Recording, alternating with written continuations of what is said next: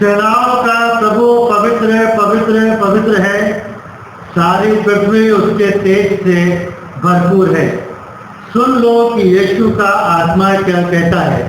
देखो, मैं द्वार पर खड़ा खटखटा रहा हूँ।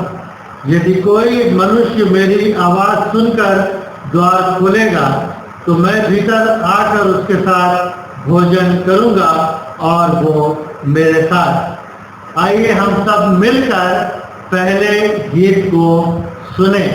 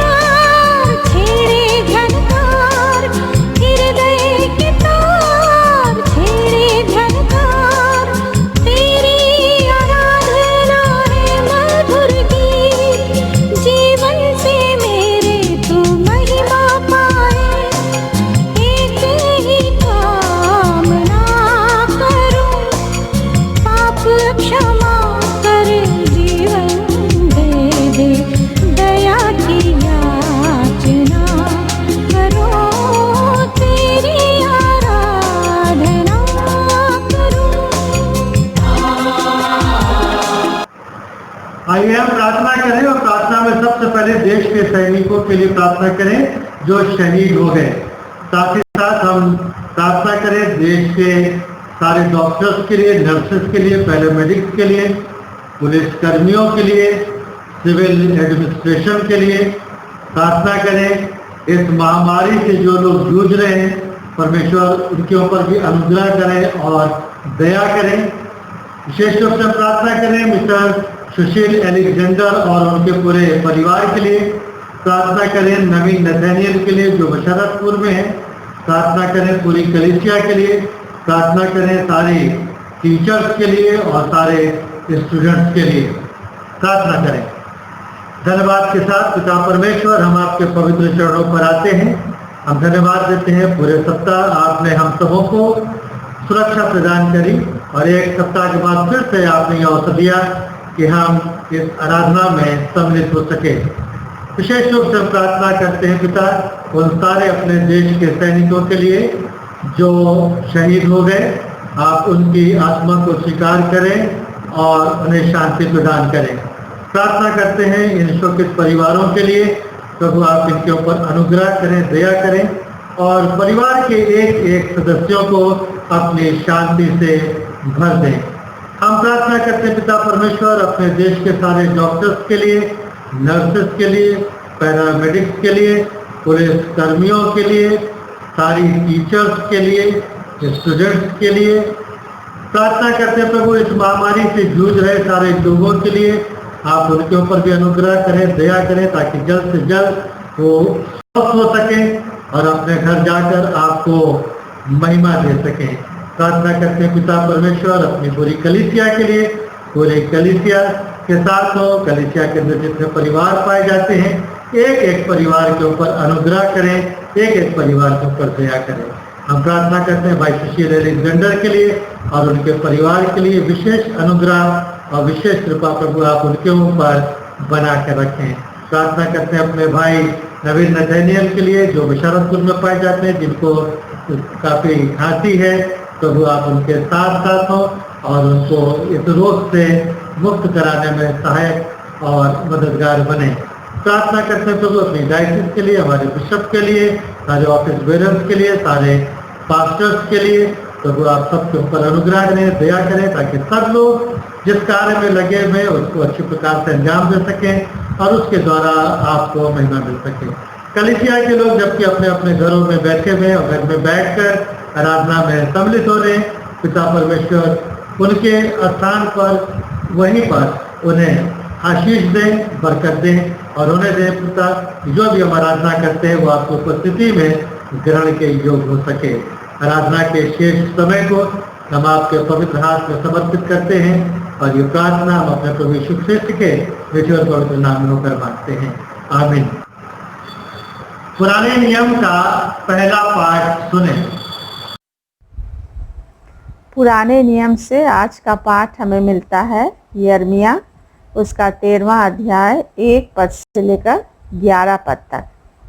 यिर्मयाह 13 1 से 11। यहाँ इस प्रकार लिखा हुआ है, यहोवा ने मुझसे यूं कहा, जाकर सनी की एक लुंगी मोल ले, उसे कमर में बांध और जल में मत भीगने दे।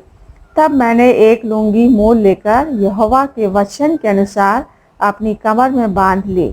तब दूसरी बार यहोवा का ये वचन मेरे पास पहुंचा, जो लुंगी तूने मोल लेकर कटी में कस ली है, उसे फरात के तट पर ले जा और वहां उसे चट्टान की एक दरार में छिपा दे। यहोवा की इस आज्ञा के अनुसार मैंने उसको फरात के तट पर ले जाकर छिपा दिया। बहुत दिनों के बाद यहोवा ने मुझसे कहा, उठ, फिर फरात के पास जा और जिस लुंगी को मैंने तुझे वहां छिपाने की आज्ञा दी उसे वहां से ले ले। तब मैं फरात के पास गया और खोदकर जिस स्थान में मैंने लुंगी को छिपाया था वहां से उसको निकाल लिया, और देखो लुंगी बिगड़ गई थी, वो किसी काम की न रही। तब यहोवा का ये वचन मेरे पास पहुंचा, यहोवा यूं कहता है, इसी प्रकार से मैं यहूदियों का गर्व और यरूशलेम का बड़ा गर्व नष्ट कर दूंगा। इस दुष्ट जाति के लोग जो मेरे वचन सुनने से इनकार करते हैं, जो अपने मन के हठ पर चलते, दूसरे देवताओं के पीछे चलकर उनकी उपासना करते और उनको दंडवत करते हैं, वे इस लुंगी के समान हो जाएंगे जो किसी काम की नहीं रही। यहोवा की ये वाणी है कि जिस प्रकार से लुंगी मनुष्य की कमर में कसी जाती है, उसी प्रकार से मैंने इस्राएल के सारे घराने और यहूदा के सारे घराने को अपनी कटी में बांध लिया था कि वे मेरी प्रजा बने और मेरे नाम और कीर्ति और शोभा का कारण हो, परंतु उन्होंने ना माना। ये परमेश्वर का जीवित और सामर्थी वचन है। आज का दूसरा पाठ सुने। आज का पाठ मिलता है नए नियम से मत्ती उसका 5वां अध्याय 17 पद से लेके 26 पद तक।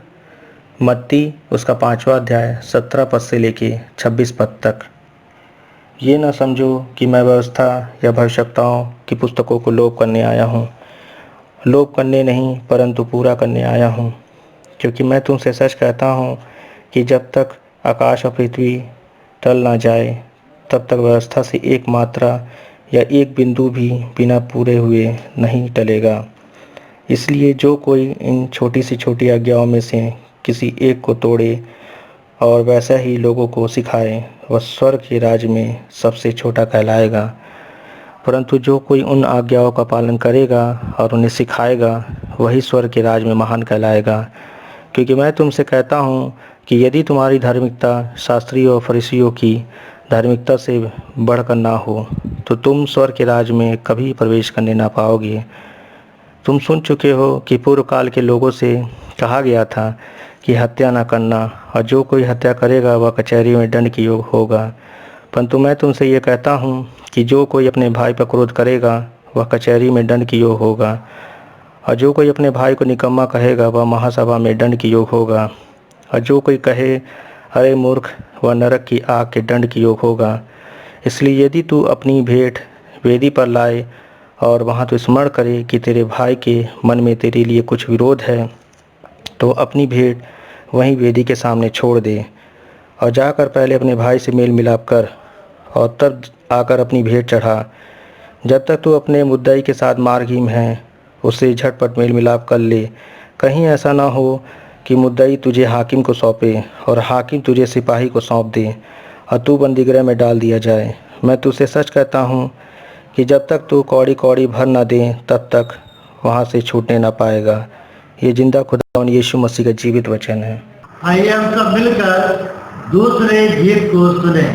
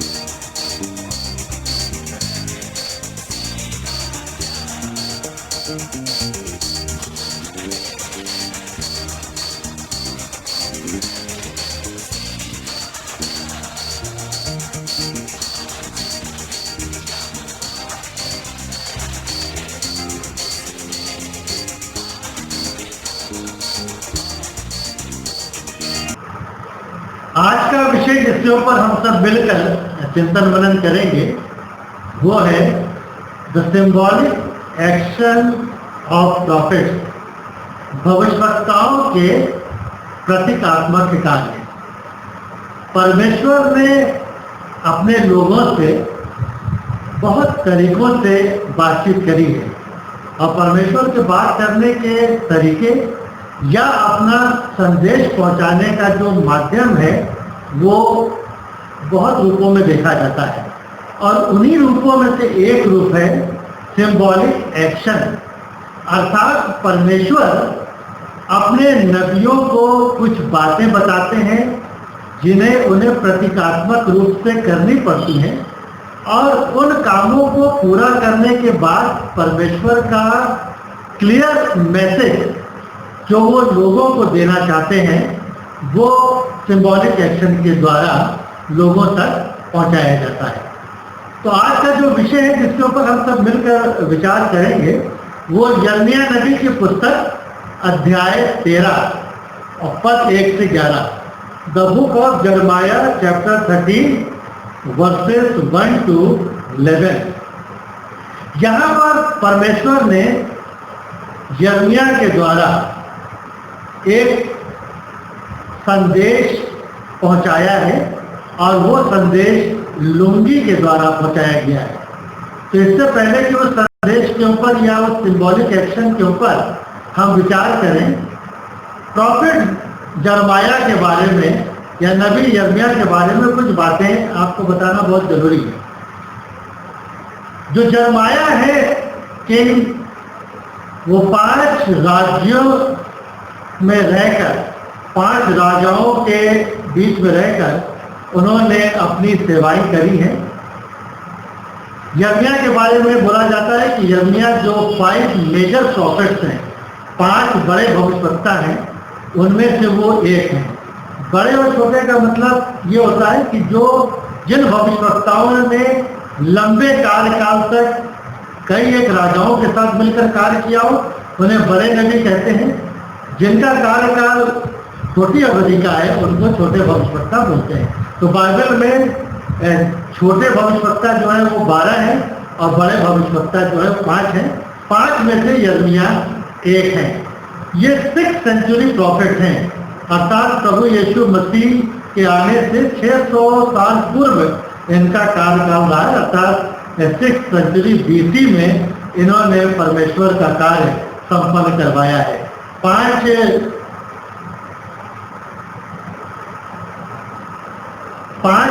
राजाओं के बीच में रहकर इन्होंने कार्य किया है। और यिर्मयाह के बारे में परमेश्वर का एक वचन उनके पास पहुंचा है। जब यिर्मयाह को बुलाया जाता है तो वो आनाकानी करते हैं, वो आना नहीं चाहते, परमेश्वर की एक बड़ी सेवकाई को लेना नहीं चाहते हैं, अपनी कमी को परमेश्वर के समक्ष रखते हैं। लेकिन परमेश्वर ने कहा नहीं, तुम्हारे जन्म के पहले ही, इससे पहले कि तुम इस संसार के अंदर आओ, मैंने तुमको प्रॉफिट के रूप में तुम्हारा चुनाव कर लिया है। तो इस प्रकार से इनको बुलाया जाता है और फिर इनसे सेवाएं ली जाती हैं। तो सिंबॉलिक एक्शन के अंदर बहुत से सिंबॉलिक एक्शन है जिनके द्वारा परमेश्वर ने यिर्मयाह नबी के द्वारा इस्राएली समाज को संदेश पहुंचाया है।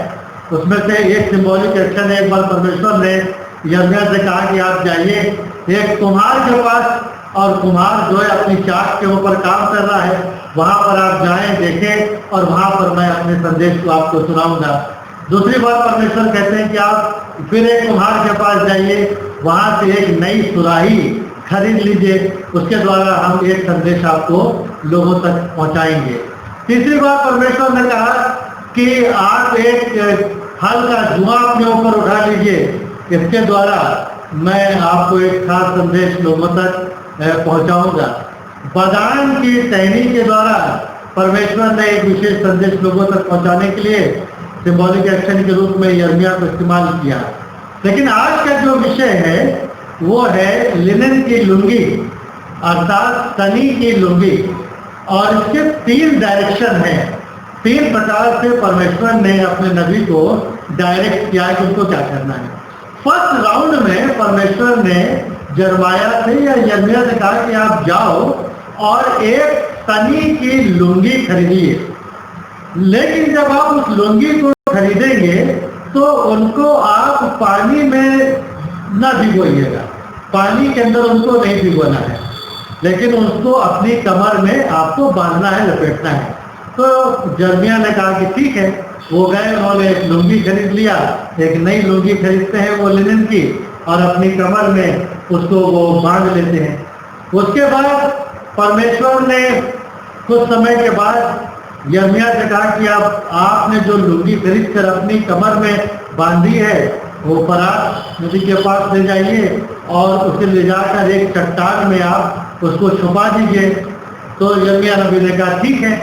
परमेश्वर के कहे हुए वचन के अनुसार उन्होंने उस लुंगी को उतारा और फरात नदी के किनारे जाकर एक चट्टान में उसको छुपा दिया।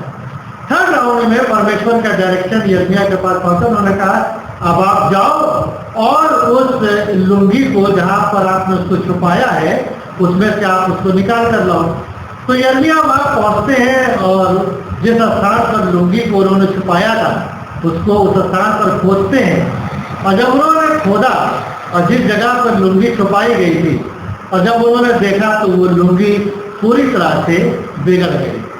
और जब उन्होंने देखा कि लुंगी बिगड़ गई है, वो इतनी खराब हो गई है कि वो किसी काम की नहीं, तब परमेश्वर ने एक खास संदेश इस लुंगी के द्वारा यिर्मयाह को पहुंचाया जो उनको लोगों तक, जमात तक पहुंचाया। तब परमेश्वर ने यिर्मयाह से कहा कि आपने इस लुंगी को देखा कि ये लुंगी नहीं थी, लेकिन अब ये लुंगी पूरी तरह से बर्बाद हो गई है और ये अब किसी काम की नहीं है। और तब परमेश्वर ने खास संदेश जो है वो पहुंचा रहे हैं कि जिस प्रकार से नई लुंगी का अस्तित्व है, उसी प्रकार से नई लुंगी के समान यहूदा के लोग और यरूशलेम के लोग मुझे प्यारे थे, जिनको मैंने अपनी कमर में बांध रखा। नई लुंगी के समान मैंने उसको अपनी कमर में बांधा था। उसके 3 उद्देश्य थे कि वो मेरे नाम को ऊंचा करे, मेरी कीर्ति को फैलाए और मेरी शोभा के साधन बने। अर्थात मेरी शोभा सारी कौम के द्वारा, प्रजा के द्वारा दिखाई पड़े, लोग परमेश्वर की महिमा करें। लेकिन लोगों ने परमेश्वर के वचन को नहीं माना। लोगों ने अपनी चाल चलन को बिगाड़ लिया। लोगों ने परमेश्वर के वचन को त्याग दिया। लोग हठीले हो गए और लोगों ने कहा कि मैं परमेश्वर के वचन को नहीं मानता। और तब परमेश्वर ने कहा कि जिस प्रकार से इस नई लुंगी को फरात नदी के किनारे छिपा दिया गया, इसी प्रकार से मैं अपने लोगों को अपने से मैं दूर कर दूंगा और आने वाले समय में वो गुलामी में चले जाएंगे, जो 70 साल की गुलामी होगी। 70 साल की गुलामी होगी। लेकिन परमेश्वर बराबर लोगों को रिमाइंड कराता रहा, बराबर उनको सिखाता रहा कि वो अपनी चाल चलन को सुधारे, अपने कामों को सुधारे, अपने कामों के ऊपर विचार करें। लोगों ने ये सारी बातों को नहीं माना और अल्टीमेटली भी परमेश्वर ने कहा, जैसे इस नई लुंगी की हालत हो गई, वैसे ही मैं इस कौम को ऐसा कर दूंगा कि ये किसी काम के नहीं रह जाएंगे। अब ये जो बर्बादी आ रही है, बर्बादी का कारण 3 है। जिस प्रकार से लुंगी परमेश्वर की कमर में कसी हुई, तो एक क्लोज रिलेशनशिप परमेश्वर की इस लुंगी के साथ थी, अर्थात प्रजा का एक संबंध परमेश्वर के साथ। लोगों के घमंड के कारण अब जिस प्रकार से लुंगी कमर से दूर हो गई और फरात नदी की चट्टान में छिपा दी गई, इसी प्रकार से ये लोग बेबीलोन चले जाएंगे। तो घमंड जो है, घमंड बदवाई लेकर आता है, गुलामी लेकर आता है, और गुलामी जो है पूर्ण बर्बादी लेकर आती है। जब तक लुंगी कमर में कसी थी तब तक सुरक्षित थी, परमेश्वर की महिमा कर रही थी। लेकिन जिस समय परमेश्वर ने अपनी कमर में से इस लुंगी को उतार दिया, तो परमेश्वर से लुंगी दूर हो गई, छिपा दिया गया, बर्बादी आ गई और इतनी खराब हो गई कि वो किसी काम की नहीं रह गई। और इसलिए परमेश्वर अपने नबी को ये बार बार संदेश देते हैं कि जाकर लोगों को बताओ कि जिस प्रकार से ये लुंगी को मैंने बर्बाद कर दिया, अगर लोग नहीं सुधरेंगे तो इसी प्रकार से इनका अस्तित्व खत्म हो जाएगा। 2 बातें बहुत ही डायरेक्टली उन्होंने इस लुंगी के संदेश के द्वारा बोला है कि जिस काम के लिए परमेश्वर ने लोगों को सृजा है, बनाया है, अगर उस अच्छे काम को करने में लगे रहेंगे तो परमेश्वर की महिमा करेंगे, परमेश्वर के नाम को ऊंचा उठाएंगे, परमेश्वर की शोभा के साधन बनेंगे। और अगर लोगों ने मनमानी करी, अगर लोगों ने भ्रष्टाचार किया, अगर लोगों ने हठीले मन से नहीं अपने को सुधारा, तो निश्चित रूप से बर्बादी उनके ऊपर आएगी।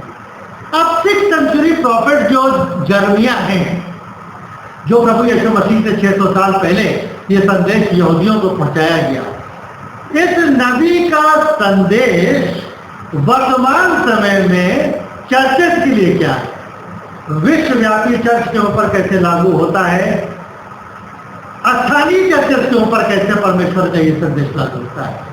और अगर आप सुसमाचार को पढ़ेंगे तो स्पष्ट रूप से ये संदेश क्लियर है कि जो मसीही लोग हैं उनको हम कहते हैं फॉलोअर्स ऑफ जीसस क्राइस्ट, प्रभु यीशु मसीह के पीछे चलने वाले लोग।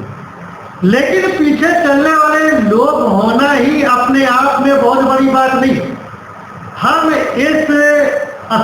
में ना रहें कि हम लोग ईसाई लोग हैं, हम लोग मसीह लोग हैं तो हम लोग सुरक्षित रहेंगे, और हम मनमानी करते रहे, हम भ्रष्टाचार करते रहे, हम अपने मन में हकीलापन बनाए रहे, जो हम चाहें वो करें और परमेश्वर देखता रहेगा और परमेश्वर हमारे बुरे कामों का समर्थन करता रहेगा। आप इस खोखलाहट में ना रहे। परमेश्वर का दंड जैसे सबके ऊपर आएगा वैसे आपके ऊपर और मेरे ऊपर भी आ सकता है। प्रभु यीशु मसीह ने हमें और आपको संसार में इसलिए रखा है कि हम अच्छे कार्यों को करें और हमारे अच्छे कामों को देखकर पिता परमेश्वर की महिमा हो जो स्वर्ग में है। तो जीवन का मूल्यांकन करें कि क्या हम अच्छे काम वर्तमान समय में कर रहे हैं या बुरे काम कर रहे हैं। सोशल मीडिया में बहुत सी खबरें आती हैं, पेपरों में बहुत सी खबरें छपती हैं, उनको देखकर ऐसा लग रहा है कि ईसाई समाज ने, मसीह समाज ने भी बहुत से अच्छे काम करने बंद कर दिए। इसलिए नबी का वचन जो है, यिर्मयाह नबी का जो वचन है लुंगी के द्वारा दिया गया, वो हमारे ऊपर भी लागू होता है। अगर हम परमेश्वर से लिपटे रहेंगे, अगर हम परमेश्वर के वचन में बने रहेंगे, अगर परमेश्वर हम में बना रहेगा, अगर हम परमेश्वर के नाम को ऊपर उठाएंगे, अगर हम परमेश्वर की महिमा का साधन बनेंगे, अगर हमारे जीवन के द्वारा परमेश्वर की शोभा बढ़ाई जाएगी तो परमेश्वर का उद्देश्य हमारे जीवन में पूरा होगा। लेकिन अगर हम मनमानी करेंगे, अगर हम घमंड करेंगे, अगर हम हठीलापन करेंगे तो परमेश्वर हमको वैसा ही बना देगा जैसे नई लुंगी को बना दिया है। अब ये चुनाव हमारे हाथ में, ये विकल्प हमारे हाथ में है कि हम अच्छा चुनना चाहते हैं या बुरा चुनना चाहते हैं। परमेश्वर का अनुग्रह हमारे ऊपर बना है और बना रहेगा। इस अंतिम समय में बहुत जरूरत है कि हम अपने जीवन का मूल्यांकन करें, अपने जीवनों को सुधारें और परमेश्वर की महिमा के लिए हम अपने आप को तैयार कर सके। परमेश्वर अपने वचन के द्वारा हम सबों को बहुत आशीष और बहुत बरकत दे। आइए हम मिलकर अंतिम गीत सुने।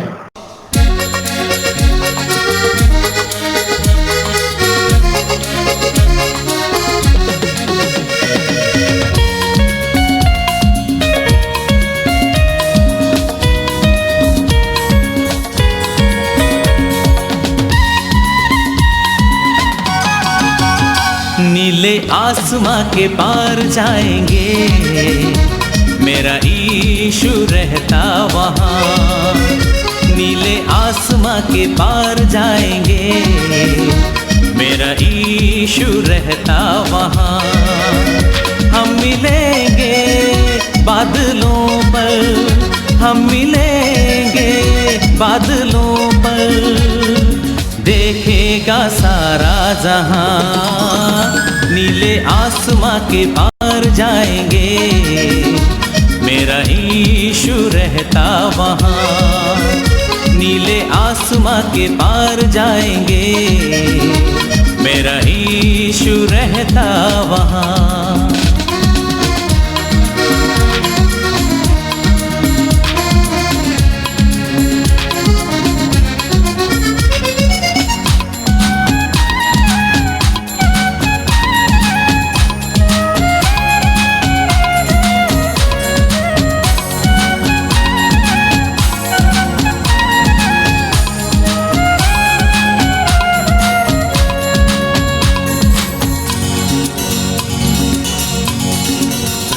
उसका कोई भी वादा ना होता अधूरा, हर एक वादा उसका होता है पूरा। उसका कोई भी वादा,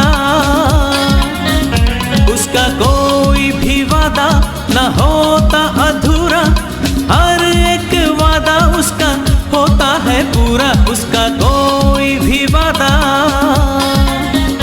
उसका आने का वादा भी पूरा होगा, देखेगा सारा जहां। उसका आने का वादा भी पूरा होगा, देखेगा सारा जहां। हम मिलेंगे बादलों पर, हम मिलेंगे बादलों पर, देखेगा सारा जहां। नीले आसमां के पार जाएंगे, मेरा यीशु रहता। हमारे प्रभु यीशु ख्रिस्त का अनुग्रह, परमेश्वर पिता का प्रेम, पवित्र आत्मा की सहभागिता हम सब के साथ और समस्त विश्वासियों के साथ अब से लेकर हमेशा हमेशा